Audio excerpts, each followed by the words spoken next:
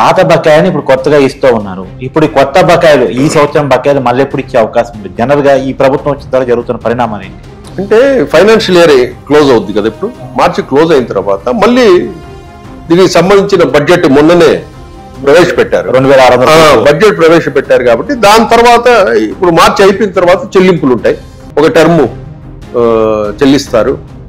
అట్లా part payment గా చేసుకుంటారు. ఎందుకంటే ఇన్స్టిట్యూషన్స్ స్మూత్ గా రన్ కావాలా, మేనేజ్మెంట్స్ ఇబ్బంది పడకూడదు. మేనేజ్మెంట్ ఇబ్బంది పడ్డాడంటే అక్కడ స్టాఫ్ కూడా ఇబ్బంది పడతారు. ఈవెన్ దో క్వాలిటీ లెక్చర్స్ పోతారు, క్వాలిటీ ఎడ్యుకేషన్ మీద అంతా పోయింది కదా సార్. అవును, అందుకు కాబట్టి ఇవన్నీ నారా లోకేష్ తెలుసు కాబట్టి వాళ్ళకి కొంచెమైనా ఉపశమనం కలిగించాలి. కాబట్టి ఈ 2,500 కోట్లలో 700-800 కోట్లు రిలీజ్ చేశాడు. అదే ఇంకోటి కూడా సార్, వైఎస్ఆర్సీపీ యువత పోరు కార్యక్రమం ఎంచుకోవడానికి నారా లోకేష్ ని టార్గెట్ చేయాలనుకోవటమే కారణమా? అంటే ఏదైనా కూడా ఎడ్యుకేషన్ మినిస్టర్ అయినే కదా, ఇప్పుడు ఎడ్యుకేషన్ మినిస్టర్ అయినప్పుడు ఏదో ఒకటి ఫీజులు వాటి వ్యవహారాలలో ఒత్తిడి చేయాలనే, లేకపోతే ఈ అకాడమిక్ ఎగ్జామినేషన్స్ టైం కదా, ఎగ్జామినేషన్ టైంలో కొంచెము ప్రెజర్ చేసేస్తే కనుక విద్యార్థులలో లోకేష్ ఇవ్వడం లేదనేది ప్రొటెక్ట్ చేయడానికి, లోకేష్ వల్ల మనకు రియంబర్స్ ఫండ్స్ రిలీజ్ కావడం లేదని చెప్పడానికైనా ఉంటుంది. కానీ కూడా ఇక్కడ ఏంటంటే లోకేష్ ఎలా పనిచేస్తున్నాడు, మీరు ఎలా పనిచేశారు అనేది రెండు జనం చూస్తూనే ఉన్నారు.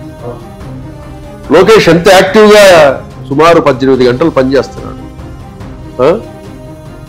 అతనికి ఆ విషయం, ఆ సబ్జెక్ట్ మీద, ఆ మినిస్ట్రీ మీద ఎంత అవగాహన ఉంది, పిల్లలతో, పేరెంట్స్తో, అధికారులతో ఎట్లా ఇంటరాక్ట్ అవుతున్నాడు, ఇమ్మీడియట్ డెసిషన్స్ ఏ విధంగా తీసుకుంటున్నాడు, అన్ని కూడా రోజు మనం చూస్తా ఉన్నాం. ఏ రోజైనా జగన్మోహన్ రెడ్డి ప్రభుత్వంలో ఇది చూసామా? ఏ రోజైనా? ఎప్పుడూ లేదు కదా. జగన్మోహన్ రెడ్డి ఇంటరాక్షన్ అయినా చూసామా? వాళ్ళ పార్టీ ఎమ్మెల్యే జగన్ కలవలేకపోతున్నాం అని చెప్పిన అటువంటి పరిస్థితుల్లో మీ ఆ ప్రభుత్వం ఉన్నప్పుడు జగన్మోహన్ రెడ్డి గారు ఒకసారి మనం ఏదైనా విమర్శించాలన్నా కూడా ఒకసారి మనం ఆత్మ పరిశీలన చేసుకోవాలి. మనకు ఆ అర్హత ఉందా, వాళ్ళని విమర్శించే అర్హత మనకుందా, మనం ఏం చేశాము ఆ రోజు అనేది ఒకసారి ఆయన మననం చేసుకుంటే బాగుంటుంది. Karthik, thank you sir.